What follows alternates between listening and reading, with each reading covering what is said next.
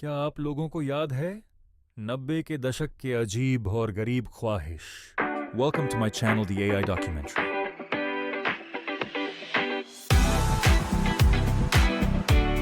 तो चलिए आज एक बहुत ही मजेदार और पुरानी यादों से भरे सफर पर निकलते हैं। 90 के दशक का वो जादू, एक ऐसा समय जब दुनिया आज से बिल्कुल अलग हुआ करती थी। आज के इस विशेष विश्लेषण में हम बात करेंगे उन अजीबो-गरीब लेकिन बेहद प्यारी ख्वाहिशों की जो उस दौर में हम सबने पाली थीं। और मजे की बात यह है कि आज भी इन्हें याद करके बिना किसी वजह के हमारे चेहरे पर एक बड़ी सी मुस्कान आ जाती है। अच्छा, एक पल के लिए जरा उस दौर की कल्पना करके देखिए। कोई इंटरनेट नहीं, कोई स्मार्टफोन नहीं, सोशल मीडिया का तो नामो निशान तक नहीं था। लेकिन क्या हमारी कल्पनाओं की कोई सीमा थी? बिल्कुल नहीं। उस वक्त टीवी पर दिखने वाला हर जादू हमें 100% सच लगता था। तो सबसे पहले उस 90 के दशक की दुनिया को थोड़ा करीब से समझते हैं। आज और तब के समय में दिन रात का अंतर है। आज की सच्चाई इंटरनेट और स्क्रीन में सिमट कर रह गई है, लेकिन उस समय स्कूल की घंटी बजते ही घर की तरफ भागना और सीधे टीवी के सामने बैठ जाना हम सबके पूरे दिन का सबसे खूबसूरत हिस्सा हुआ करता था। तब टीवी शोज सिर्फ टाइम पास नहीं थे, वो हमारी पूरी दुनिया थी जहां हम अपने पसंदीदा किरदारों की जिंदगी जीने का सपना देखते थे।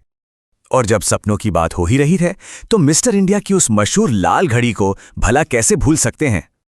हम सब उस लाल चश्मे वाली घड़ी को पाने के लिए एकदम पागल थे। पर कमाल की बात देखिए, हमारा मकसद कोई दुनिया को बचाना या किसी बड़े विलेन को मारना नहीं था। असली मजा तो स्कूल का होमवर्क न करने पर टीचर की डांट से बचने में था, या फिर गायब होकर चुपके से रसोई में जाना और मम्मी से छुपकर ढेर सारी मिठाइयां खाना। मोगेम्बो खुश हुआ या ना हुआ हो, लेकिन इस लाल घड़ी का सपना हम 90s के बच्चों को जरूर खुश कर देता था। लाल घड़ी के बाद अगर कोई जादू हम सबका पसंदीदा था तो वो था शाकालाका बूम बूम और शक्तिमान का दौर। संजू की वो जादुई पेंसिल, क्या गजब का आइडिया था वो। एक ऐसी पेंसिल जिससे पेपर पर कुछ भी ड्रॉ करो, चाहे वो नई साइकिल हो, क्रिकेट का बैट हो या फिर अपनी मनपसंद चॉकलेट, वो तुरंत सच में बाहर आ जाती थी। सच सच बताइएगा, हम सब ने अपनी आम नटराज या अप्सरा की पेंसिलों से कॉपी पर ड्राइंग बनाकर ये उम्मीद तो जरूर की थी कि काश बस काश ये ड्राइंग भी पन्नों से निकलकर सच में हमारे सामने आ जाए। और जब बात सुपर हीरोज की हो तो मार्वल और डीसी से बहुत पहले ही हमें हमारे इकलौता देसी सुपर हीरो मिल चुका था, शक्तिमान। संडे दोपहर 12 बजे का मतलब ही था टीवी स्क्रीन से बिल्कुल चिपक जाना।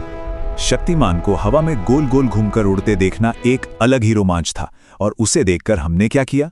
छत या आंगन में खड़े होकर दोनों हाथ ऊपर किए और खूब गोल गोल घूमने लगे। नतीजा क्या होता था?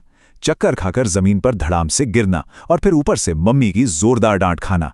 ये एक ऐसा मजेदार और थोड़ा दर्दनाक अनुभव था जो शायद ही किसी से अछूता रहा हो। सुपर हीरोज की दुनिया से निकलकर अब जरा उस दौर के जंगलों और परियों के जादुई संसार में चलते हैं। जंगल जंगल बात चली है, पता चला है, चड्ढी पहन के फूल खिला है, फूल खिला है। ये लाइनें सुनते ही आज भी रोंगटे खड़े हो जाते हैं, है ना? द जंगल बुक का वो छोटा सा मोगली हम सबका असली हीरो बन गया था। हम सब सच में चाहते थे कि काश हम भी मोगली की तरह बिना किसी फिक्र के पेड़ों पर कूद सकें, बघीरा और भालू जैसे शानदार जानवरों को अपना दोस्त बना लें और उस खूंखार शेर खान को जमकर मजा चखाएं। और सबसे बड़ी ख्वाहिश, काश हम जानवरों की भाषा समझ पाते।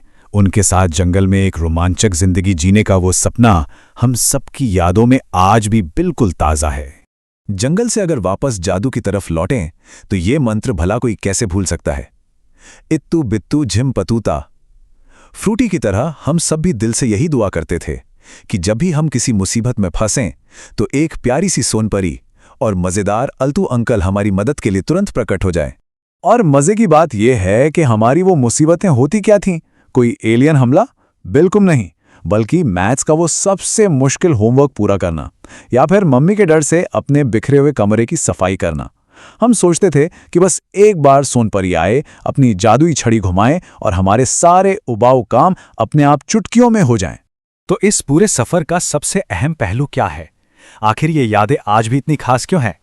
इन सभी बातों को अगर हम एक साथ जोड़कर देखें तो समझ आता है कि आज के नजरिए से ये सारी ख्वाहिशें भले ही कितनी भी बचकानी क्यों ना लगें, लेकिन असल में ये हमारी जिंदगी का सबसे मासूम और खूबसूरत हिस्सा था।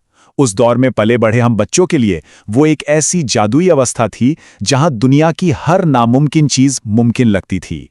तो इस शानदार विश्लेषण को खत्म करने से पहले एक पल के लिए जरूर सोचिएगा, ये ख्वाहिशें, ये सपने भले ही पीछे छूट गए हों, लेकिन क्या आज भी ये हमारे चेहरों पर बिना किसी वजह के मुस्कान नहीं ले आते?